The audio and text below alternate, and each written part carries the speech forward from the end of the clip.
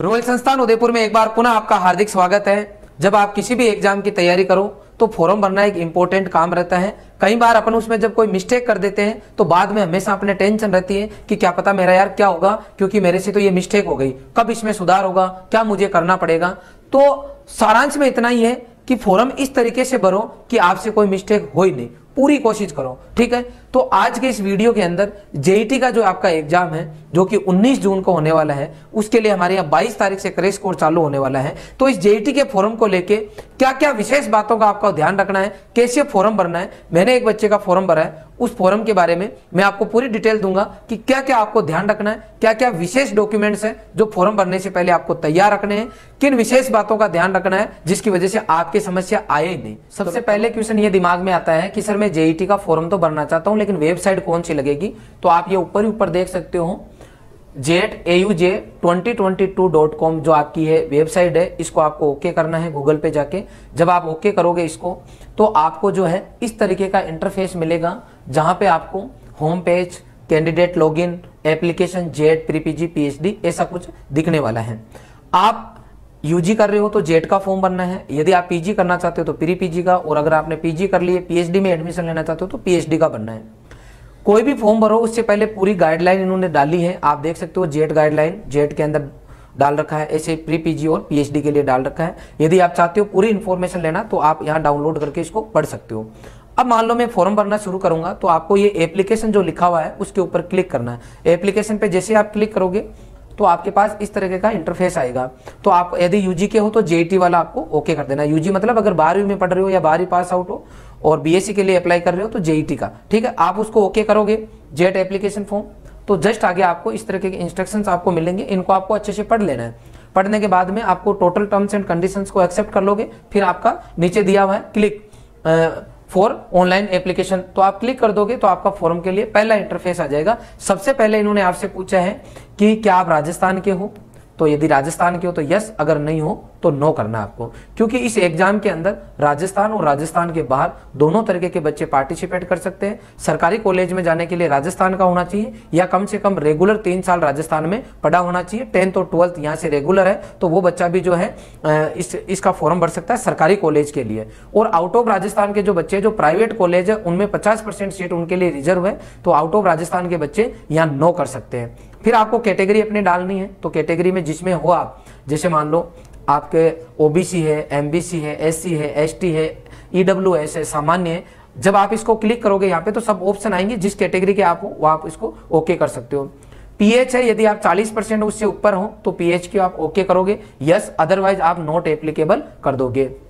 आपको अपना नाम लिखना होगा और अपने फादर्स का नाम लिखना होगा। लेकिन कई बार बच्चे नाम लिखने में गलती कर देते हैं कि सर मेरे तो आधार कार्ड में ये नाम है, मैंने तो ये नाम डाल दिया था। आपको आधार कार्ड का नाम नहीं डालना है, आपको अपने 10th की मार्कशीट पास में रखनी है। 10th की मार्कशीट में जो नाम है वो आपका नाम, पिताजी का नाम, आगे आपकी मम्मी जी का नाम भी पूछेगा तो 10th की मार्कशीट में है वही आप डालें। सर मेरे आधार कार्ड में अलग है तो आप उसका करेक्शन करवा लेना, आप आधार कार्ड को अपडेट करवा लेना। फिर आपको जेंडर डालना है, तो कई बार बच्चे क्या करते हैं जेंडर में भी मिस्टेक कर देते हैं कि सर अब मैं क्या करूं। आपके डेट ऑफ बर्थ जो 10th की मार्कशीट में वो आपको यहाँ डालनी है, क्लियर है। फिर आपको मोबाइल नंबर और ईमेल एड्रेस डालना है। मोबाइल नंबर बेटा आपको वही डालना है जो आपके खुद के हो या अपने पेरेंट्स के हो। अरे सर मैंने तो ईमेल आईडी अभी तक बनवाई नहीं, तो जहां कहीं पर भी आप फॉर्म भर रहे हो, जिनके यहाँ से भी आप फॉर्म भर रहे हो, किसी मित्र की दुकान से या कोई आपके मिलने वाला जो भी फॉर्म भर रहा है उसको बोलो कि आपके नाम से वो ईमेल आईडी बना दे, और आपके जो पासवर्ड है जो आप उस ईमेल आईडी के भी संभाल के रखे आप, ठीक है। इतनी इन्फॉर्मेशन कंप्लीट होने के बाद में आपको नीचे राइट का जो है ऑप्शन आएगा, वहां राइट का ओके कर देना है, आपको क्लिक करके एक्सेप्ट कर लेना है सिस्टम को और आपको सेव कर देना है। सेव करने के बाद में आपको जो आगे का इंटरफेस मिलने वाला है वो इस तरीके का। इसमें क्या बोला है इन्होंने कि आपको मोबाइल नंबर की ओटीपी और ईमेल एड्रेस इनकी ओटीपी, जैसे आप उधर ईमेल आईडी और वो अपने मोबाइल नंबर डालोगे तो आपको आपके मोबाइल पे ओटीपी मिलेगी, उस ओटीपी को आपको यहाँ डालना है। तो जब जैसे आप मोबाइल के लिए ओटीपी डालोगे वेरीफाई होगा तो वेरीफाइड हो जाएगा, और ईमेल एड्रेस के लिए आपके ओटीपी आएगी उसको आप डालोगे तो वो भी वेरीफाई हो जाएगी। इतना काम होने के बाद में आपको यहाँ पूरी डिटेल मिल जाएगी, आपके रजिस्ट्रेशन नंबर आपको यहाँ पे मिल जाएंगे, पासवर्ड जो है आपको वो मिल जाएंगे, एप्लीकेशन फॉर्म की फीस क्या वो आपको यहाँ शो हो जाएगी, डेट ऑफ बर्थ जो आपने डाली वो शो हो जाएगी, कैटेगरी आपको चेक करने का यहाँ मौका मिल रहा है, आप चेक कर लो कि जो हो वही आपने डाला है तो आप मिल जाएगा। जेंडर आप चेक कर सकते हो, आपका नाम जो डाला वो फादर्स नेम जो डाला वो मिल जाएगा। तो कुल मिला के आपको ये यहाँ इतनी डिटेल यहाँ पे मिल जाएगी, तो आप चेक कर लोगे। आईडी और पासवर्ड जो आपको यहाँ मिलेंगे इनको आपको संभाल के रखना, नोट करके रखना है, मोबाइल के भरोसे नहीं रहना है। आप कहीं आप अपने अच्छे रजिस्टर के अंदर जो कि आपका सेफ हो, आपके हर कोई उसको नहीं देखता हो, वहां आप नोट करके रख सकते हैं। क्लियर है।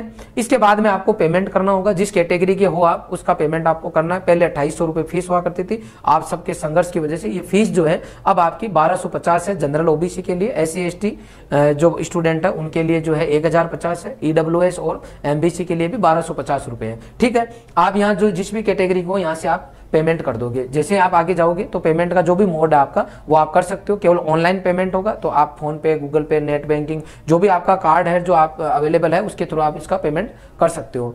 जैसे आपका पेमेंट कंप्लीट हो जाएगा, आगे का प्रोसेस होगा। पेमेंट कंप्लीट होते ही ऐसे आपको इंटरफेस मिलेगा, एप्लीकेंट लॉगिन। यहाँ पे आपको जो रजिस्ट्रेशन नंबर पहले मिले थे यहाँ पे आपको वापस डालने हैं और अपने पासवर्ड डालना है। फिर यहाँ 3 ऑप्शन आ रहा है। कई बार बच्चे फोन करते हैं कि सर मैं ID पासवर्ड डाल रहा हूँ, मेरे गलत आ रहा है। गलत नहीं आ रहा बेटा, आप यहाँ या तो इसको सिलेक्ट नहीं करें या फिर जेट, PG, PhD में अगर आप PhD को क्लिक कर दोगे, जेट का फॉर्म भरे हो तो यह गलत हो जाएगा। ठीक है, तो आपको जेट को क्लिक करना है और यहाँ जो कैप्चा दिया होगा, जैसे मान लो यहाँ 7+7 दिया हुआ है, 14 आपको यहाँ डालना है। उसके बाद में लॉगिन करोगे, आपका आगे का फॉर्म का प्रोसेस चालू हो जाएगा। इतनी डिटेल डालने के बाद में जो कुछ डिटेल आपने डाली है वहां पे आपके पास एक बार वापस आपको शो हो जाएगी। अब वापस आपको नीचे नीचे दिया हुआ फिल ऑनलाइन एप्लीकेशन, तो आपको वापस क्या करना है, ओके करना और आगे बढ़ जाना है। जैसे आप आगे बढ़ोगे तो आपको यहाँ ऊपर ऑलरेडी आपको रजिस्ट्रेशन ID और पासवर्ड शो हो जाएंगे, फीस जो कितनी है वो शो हो जाएगी। और वापस यहाँ पे दिया गया are you domicile to Rajasthan state, तो अगर भरा हुआ है आपका यस भरा था तो ऑलरेडी यहाँ यस लिखा हुआ जाएगा। ये आगे की आपकी जो डिटेल है, कुछ तो आपने जो पहले डाली है वो ऑलरेडी यहाँ शो हो जाएगी, और जो नहीं डाली है आपको यहाँ पे ओके करके डाल देना। जैसे फॉर एग्जांपल होम डिस्ट्रिक्ट डाल दिया, कैटेगरी आपने डाल दी, उसके बाद में आपको यहाँ पे विशेष जो है, यहाँ पे जो विशेष अगर मैं बता दूं कि सर्टिफिकेट जो आपका नंबर है वो डालना होगा। तो ऐसा आपको जैसे मान लो इस तरीके से आपका सर्टिफिकेट है, तो इसके लास्ट में ये नंबर दिए हुए, ये तो नंबर आपको डाल दे रहे हो, नीचे इश्यू डेट दी हुई या बगल में नीचे ही नीचे, तो आपको यहाँ इश्यू डेट डाल देना। ये डालने के बाद में आपको डिफेंस का पूछेगा, यदि आपके पिताजी डिफेंस में है, आर्मी में है, तो आपको यस करना है, अदरवाइज आपको नॉट एप्लीकेबल करना है। क्लियर है। PH के लिए अगर आप योग्य हैं तो PH में एप्लीकेबल करना है, यस करना, अदरवाइज आपको नो करना है। ठीक है, अगर आप यहाँ नो कर दोगे तो आपको जब डॉक्यूमेंट्स मांगेगा, आगे ये आपसे PDF मांगेगा, उस टाइम नोट किया हुआ रहेगा, तो आप नहीं डालोगे तो भी फॉर्म आपका एक्सेप्ट हो जाएगा। ठीक है, यहाँ यस कर दोगे तो वहां से आपको आगे आपसे ये डॉक्यूमेंट्स पूछेगा वापस और अपलोड करना पड़ेगा। फिर आपको TSP एरिया का पूछ रहा है, तो जो भी बच्चे ST कैटेगरी के हैं, राजस्थान के हैं, ST कैटेगरी के हैं, उनके लिए जो है TSP सर्टिफिकेट अगर है उनका बना हुआ तो वो यहाँ यस करें, अदरवाइज आप नो करें। ठीक है, अब अपन आगे चलते हैं। नेक्स्ट है, इसके बाद में आपको एग्जामिनेशन सेंटर जो है उनके लिए आपको ऑप्शन दिए गए 4। तो सबसे पहले आपको उदयपुर ही भरना है। जैसे मान लो कोई बच्चा उदयपुर तैयारी करने आएगा और वो ये सोचे कि सर मैं परीक्षा बाद में कोटा जाके दे लूंगा, आपको ऐसा नहीं करना है, क्योंकि एग्जाम के शुरू के जो 5 दिन होते हैं, 4 दिन होते हैं, लास्ट के 4-5 दिन होते हैं, वो इंपॉर्टेंट होते हैं। जब मेन टाइम है आपको कॉन्सेंट्रेट करके पढ़ने का, आप फ्री माइंड रहना चाहते हो, उस टाइम तो आप गाड़ी में ट्रेवल्स करते रहेंगे। क्यों? क्योंकि आपने जो है कोटा सेंटर ले लिया, इसलिए गलती नहीं करनी है। यदि आप उदयपुर आ रहे हो, रॉयल में तैयारी करना चाहते हो, तो आप उदयपुर का भरे, 4 सेंटर आप डाल सकते हो। ठीक है, इसके बाद में आपकी पर्सनल इंफॉर्मेशन है, जिसमें आपका नाम, फादर्स नेम आपने डाल दिया था, यहाँ मदर्स नेम आपने पहले नहीं डाला था, तो यहाँ आपको फिलअप करना है। जेंडर आपका ऑलरेडी आपने डाल दिया था। डेट ऑफ बर्थ जो आपके 10th की मार्कशीट में ऑलरेडी यहाँ शो हो जाएगी। आधार नंबर में सर कि मेरा तो सर आधार कार्ड अपडेट ही नहीं है, मेरी फोटो उसमें पुरानी लगी हुई है, तो मैं अब क्या करूं? क्या फॉर्म भरने के लिए मुझे आधार कार्ड अपडेट कराना है? नहीं, आप अपना आधार नंबर यहाँ डाल सकते हो, जिसमें लास्ट के 4 डिजिट है वो आपको डालने हैं। तो कि सर फिर आधार कार्ड अपडेट कराने की जरूरत है क्या? बिल्कुल है। जब आप एग्जाम देने जाओगे तो आपका आधार कार्ड अपडेट रहना चाहिए, आपका नाम भी अपडेट रहना चाहिए। तो अभी आप अपडेट के लिए उसको डाल दे। एड्रेस, जो भी आपका एड्रेस है प्रॉपर है, एक बार अच्छे से पता कर ले, स्पेलिंग देख ले, प्रॉपर वे में आप अपना एड्रेस फिलअप कर सकते हैं। ठीक है। वापस इन्होंने मोबाइल नंबर की बात की, तो जो भी आपके मोबाइल नंबर है वो आप अपडेट कर दें, ठीक है। फिर आपने पेमेंट के बारे में वापस ये इन्फॉर्मेशन मांग रहा है, तो जब आपने उधर पेमेंट किया था उस टाइम आपकी जो ट्रांजेक्शन नंबर आए थे वो आपको यहाँ फिलअप करने होंगे, बैंक का नाम डालना होगा, आगे जो भी अकाउंट से रिलेटेड डिटेल है वो आपको यहाँ फिलअप करनी होगी। ये करने के बाद में जस्ट आप आगे जाओगे तो 10th 12th की मार्कशीट अपलोड यहाँ नहीं हो रही है, केवल डिटेल पूछी जा रही है, आपको यहाँ डिटेल डालना है, ठीक है। नेक्स्ट है अब आपको अपनी फोटो अपलोड करनी होगी। फोटो में आप ध्यान रखें कि नीचे की साइड फोटो में आपका नाम और डेट ऑफ फोटो कब आपने खिंचवाई वो मेंशन होना चाहिए, साइन आपके प्रॉपर होने चाहिए। यदि आप ये दोनों काम प्रॉपर करोगे तो जब फॉर्म आप ये साइन और दोनों अपलोड कर दोगे तो इस तरीके का फॉर्मेट आपको दिख जाएगा, ठीक है। फिर आपका जो है जो आपका अंगूठे का निशान है, राइट थंब जो आपका है उसका निशान जो है आपको एक पेज के ऊपर जो है लगा के फिर उसको स्कैन करके यहाँ अपलोड करना होगा, ठीक है। जो अपलोड कर दोगे तो यहाँ आपका वो शो भी हो जाएगा। यदि शो नहीं हो रहा है इसका मतलब कोई ना कोई एरर है। लास्ट में ये डॉक्यूमेंट्स मांग रहे हैं, ठीक है। जैसे मान लो मैं ओबीसी कैटेगरी में हूं तो मुझे मेरा ओबीसी का अपलोड करना है, उसके बाद में बाकी के अपलोड नहीं करना है, और नहीं भी करूंगा तब भी मैं सेव करूंगा तो सेव हो जाएगा। क्यों होगा सेव? क्योंकि उधर मैंने नॉट एप्लीकेबल कर दिया था सबके नीचे, इसलिए मेरे से यहाँ ये नहीं पूछेगा। यदि मैं उधर यस कर दिया मान लो तो मुझे यहाँ अपलोड करना होगा।